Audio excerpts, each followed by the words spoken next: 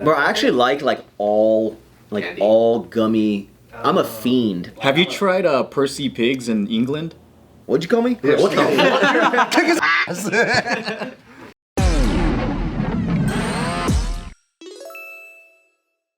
Welcome back to episode 348 of Maxx Chewning here from the Sour Strip Legacy. We're on a cliffhanger. We were just asking Yeah, to please like. Hit the like button. Bart just asked a really interesting question. He was just asking if you were able to disclose like what the initial offer from Hershey was to purchase Sour Strip. You had talked about you had started this in like September last year, and 2 months later, by November 8th, you were able to close the deal on that. Like, what details are you looking It only took 60 days to close it? Yeah. Well, they've been watching you for years. That's crazy. So all the reports have all come out. So the numbers, I originally tried to keep it like low key, but now the internet has like done the internet thing. But And they see you buying like a 500-acre property to build a house. So they're like, so the company was bought for $75.5 million. And so oh hey, dude, you okay? that was the purchase price, and then there's a transitional period that I'm still staying on for like the foreseeable future. Are they bought the whole enchilada? Yeah, they bought the whole enchilada. So it was an asset deal. So my Sour Strips was a brand that I created, and the parent company is this company called Actual Candy. So they basically bought all of the assets that Actual Candy owned, which is Sour Strips, the trademarks, like all of that, the characters. So they bought Sour Strips itself from Actual Candy. Can you say how many years you have to stay on? I would like it to be the foreseeable future, like a long time. So I mean, it's a Like they'll be CEO? I mean, I don't know what the title will be, but like right now, I'm a consultant, so I'm still paid to run the company, kind of aside from. So the they'll deal. just pay you a salary? Yeah, so I'm essentially making a salary now to like continue to lead the brand in the direction that I like am wanting to take it, right? And so during this time, there's really just a lot more. I'm doing like my day to day is like 95% the exact same before I had the acquisition in November, because it'll take probably a solid year at a minimum, probably up to 2 for them to like really like get their hands into like and change a lot of the like operations over to kind of them, because the way we're doing it, because we're doing it so bootstrapped and kind of just with a couple people, is there's a lot of like moving parts to our company that you can't just like flick a switch and just be like, and let's like, you know, whether it be, you know, produce it or whatever, all through like Hershey, it's like it takes like time, and so there has to be this like transitional period with myself and my team. So, but I would love, even for like the distant future, to continue to lead. I look at it as like leading innovation and marketing with the brand, because I think what makes Sour Strips so unique is like how kind of like cool the brand is, right? So you don't want to lose that authenticity, and even like the flavor, you know, the characters, the way that they look, the bag design, the names, like all of that has come from like my brain, right? So if you want to like continue on that path, like they need to really understand like how I think about what the vision of the brand is. There's a lot of other product extensions of Sour Strips that I wanted to come out with that, you know, I have to kind of like, hey, here's this other kind of candy product that I'd like to come out with, but like this is the vision that I have for it, right? So Really good packaging. yeah, we've gone through a lot of different variations, but I mean, this is the most up to date, and it's just like it's just a cool fucking brand. Yeah. It is cool. And I've had these; they're very good. Thank you, man. When they offered $75 million, were you like, maybe try 100? Round up. I was very happy with the offer that was made, and there's still a lot of incentives for me to continue to help scale the brand. So You think that agent from Hershey who was dating you for like 4 years, you think his boss was like, why didn't you buy it 4 years ago? yeah, well, you know, it's They would have got it for cheaper. You gotta get a great deal. A lot of times though, those companies are waiting for you to hit a certain threshold because they can't even deal with you if you're too small. correct. That's actually So they're correct. probably watching. They're like, it's like with the NBA player needs to be 6'5", 250. Yeah. So yeah, you're dunking in 8th grade, but a lot of times they're like, I can't deal with a guy that's only like 5'10". You also want to see. That was an actually really good analogy. That is. Usually you're in outer space with your analogies, and we still like it. I'm not in outer space. I'm on Earth. Okay. He's in outer space. Basically, a lot of times when like you see like new brands, a lot of people will be like, oh, why didn't they like squash you early on and like with the competition? But when a big company launches something new, for them it takes all of this like R&D marketing team, lots of money, legal. There's a lot of like steps that go along, so it takes a long time and it costs a whole lot of money to see if it works. With acquisitions of these like entrepreneurs, like what they can do is like they're letting people like me like figure out if the market wants this new thing, right? And while the acquisition is a lot of money to I mean just in general, right? But like to a multi-billion-dollar company, it's like a strategic acquisition, and to them it's almost cheaper to maybe buy one of these brands at this valuation than they would spend that much to just see if a product even worked over here. Sure. But they can be like, but they also want to see model. if you scale. Yeah. So but to be honest, like when you scale your business, when we hit our second full year in business, we did like $16.5 million.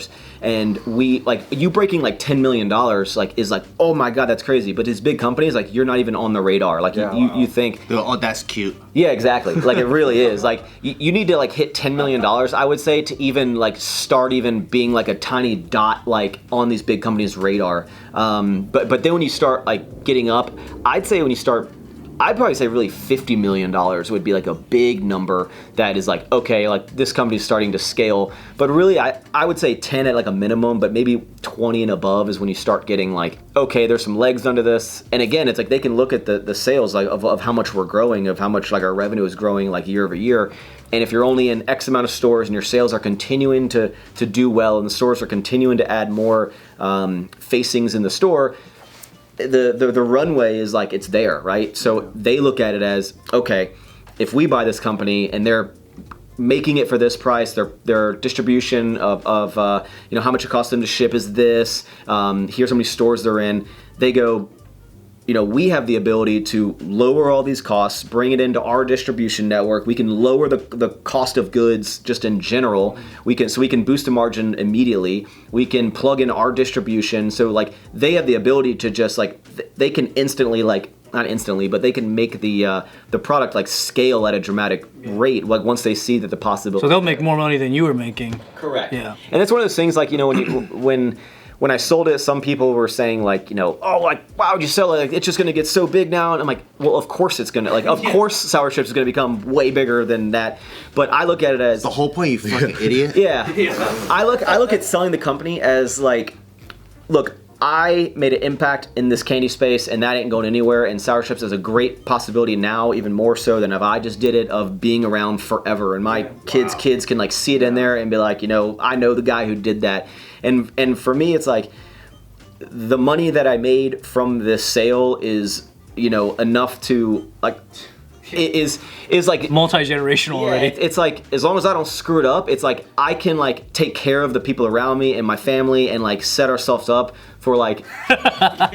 You're like, remember that one time I gave you a piece of advice, man? And it's like I was like, it's almost I felt like selfish of me to try to like scale the company because I just want to be the guy that owns it. But I'm like, now I can impact a lot of the people that's around me lives, a lot of my employees' lives from the sale, and I can almost take chips off the table, and all the work that I've put in over the past decade plus on YouTube, like it can pay off, and I can be like, you know what, like I'm gonna make sure that my future is like set, and I don't, who knows what happens with the world and what changes, who knows if all these competitors are coming out of the woodwork, like way less variables now, yeah. Yeah, you don't know, right? And for me, I was like, I've changed the trajectory of like my life and my family's life, and I've also helped like establish this brand that hopefully becomes this like legacy brand in the space. And you sold it at 100% ownership? Mm-hmm.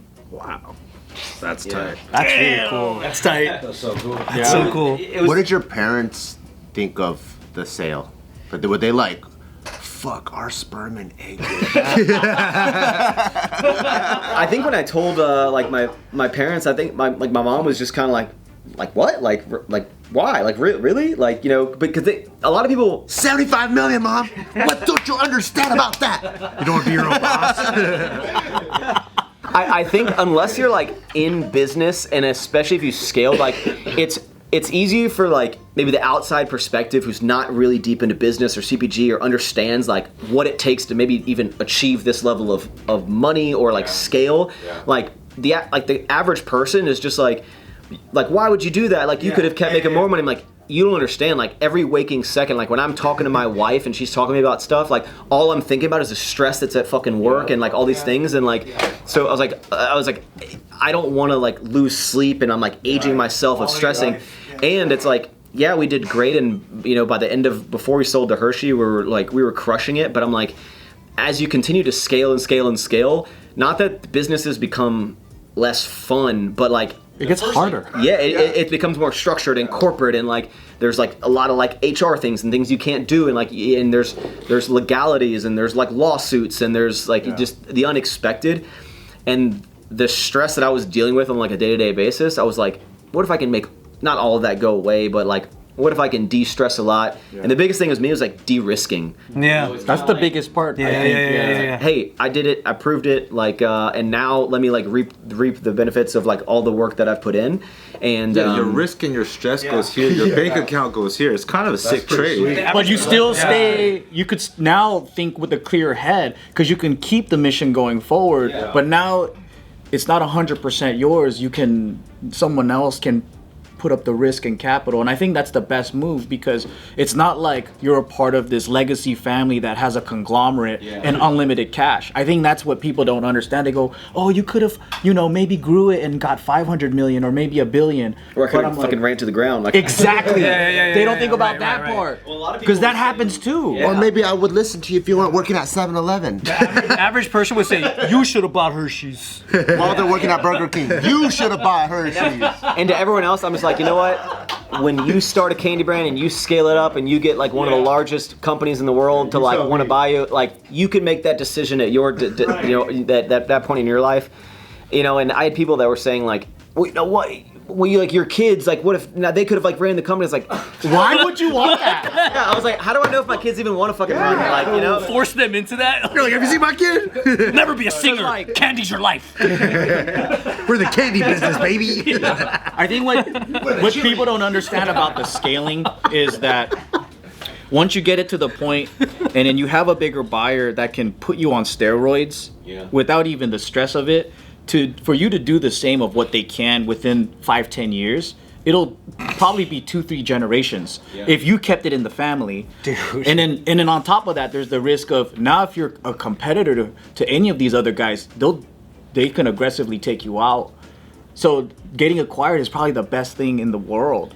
I think it's a lot of people's, like, especially in the entrepreneur space, CPG, it's like this like fantasy dream that like when it actually happens, like it's, and I had to like make that decision in time. Like when I started going to due diligence, I had like, oh, maybe this will happen one day, but when it actually happened, I was like, do I want to sell? But I like really quickly like talked to my wife, and I was just like, hey, I think this is I think she trusted in me to make the decision, and I was like, hey, like, what do you think? And she's like trust your gut and like what you want to do. And What makes you trust that Miss Texas is gonna say the right thing?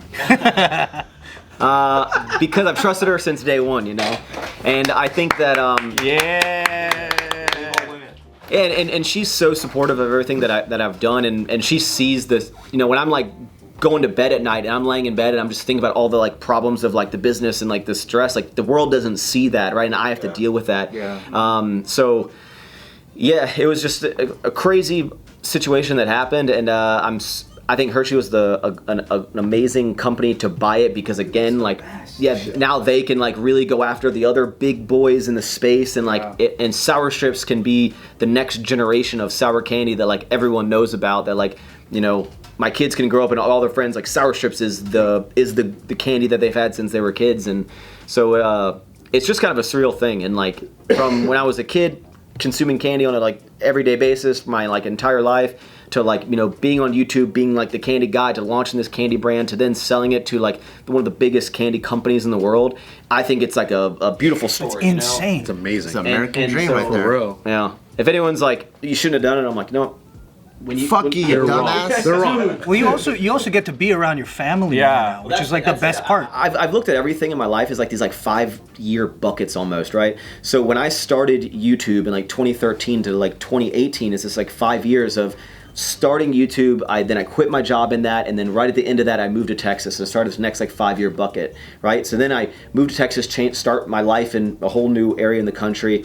I start this company. I meet my wife. I get married. I sell the company, and then right at the end of last year in December, we found out they were expecting our first child, and I'm like, we're starting to build this next house, and I'm like, I look at the next 5 years of my life as like, I want to start raising a family, and like I want to, I'm 35 now, and I'm getting a little bit older, and I like when I have kids, we want to have like 3 kids, and I want to be at all the games, and I want to be like there and not have to be stressed out about work. And so I looked at it as like, my dad's just making candy. I'm like, what's best for like my future family? But one thing I talked to my wife Taylor about a lot is I'm like, like when you hear about kids about like, oh my dad or my family is like, he was always like grinding and working so hard. And he's like, out like supporting the family. I was like, now I have to be like, now I have to not look like a lazy piece of shit. You can like fake go to work though. And they're gonna be like, Dad, you don't even do anything. Like, you see his house? See this house you live in? You should just fake go to work. Just go to the shed and kick it. I'm doing something. Or go to the baseball game and be like, what are these warheads doing here? And really just start like. But I think if I was a bet man, and I may be naive to like what the future holds, or even like what my interests will be, but like I would love for a long time into the future to still be involved specifically with sour strips, but just in the candy space in general, because I think there's a lot more I think sour strips, I don't think sour strips will be it might be one of the biggest exits that I have, but I don't know if sour strips will be the greatest thing that I impact like the world with. As weird as that is to be, sugar, but I think in the candy space, like I think I have a whole lot more to add, and I can continue to like change this industry that's been the same for so long. Well, yeah, isn't there a possibility that tons of other companies would come looking for you to be like consult with us? I'm Team Hershey's now. So let's go. Oh, you can't do that. I mean, there's there's a lot of like specifics, but it's almost like, why would I go? I'm not leaving the team. Like I want to stay on sour strips for as long as possible. I want to continue leading sour strips. Just expand the brand. I want to expand the brand. I have like so many more ideas of what I would have like already done in the future with sour strips, regardless of whether it be flavors, types, different variations of the sour strips, different just extensions of the products that like I have the possibility to make it a reality. With, instead of being 10 years from now, it could be 1, 2, 3 years, and maybe there's these other popular candies in the space that I'm like that I know that are like dominating in the space of this specific type of candy, but I'm like, I think we can make it better. Like I think we can do a better version of what they're doing, and we can, just like we've kind of like dominated with the sour belts, where we now people don't call them sour belts anymore, they call them sour strips. And now when another company, you're like Band-Aid. Yeah. Now look at all these other like candy brands that are coming out that are like literally sour belts. They're calling them sour strips because they with a Z to be cool. People to like make them think that they're sour strips. Sour. What's like the wackest candy in your opinion? What's the candy that you want to be like, yo, if I could use all my Hershey powers, I'm getting rid of this. If you could just delete it. It's all wet. Sweet tarts, get that. Nah, Gushers It's all is crazy. wet on the But that's inside. also a different category. Sour Gushers? Come on. They have that. Bro, I actually like all gummy. I'm a fiend. Have you tried Percy Pigs in England? What'd you call me? What the? Kick his ass. No, I've never. No. It's fucking so. Buy him out. Something about British and Australian gummies, to me, they're so fire. It's like a softer texture. They use different sugars, but I wish someone imported that here. I think what Candy need to get rid of is the scorpions and the lollipops type of things. That's like a novelty. Oh my god. What is this? I'm like, is it Scorpions you need to make all those. Poor scorpions, yeah. We're gonna get stocked in like 30,000 targets. We need a scorpion farm. Why'd you do that voice? Because I know where they're from, man. What do you? I don't understand. You can't go after Big Scorp, dude. I would say those waxy corn things. Candy corns? Yeah. Candy corns. No, those are good. You like those? They're nostalgic. How about the giant strips with like the buttons on the paper? You peel them off and you get paper like everywhere. Who eats those? That's old timey though. And you're like, I love the paper on the back of this. Like you peel them off, and you're like, it's like, what is this? From your big exit, did you like have one big like indulging Splurge? Yeah, Which we're actually gonna get into that in the next video. Dang it, man! These clips If Bart ever pays attention. Anthony's too good. Bart pays attention.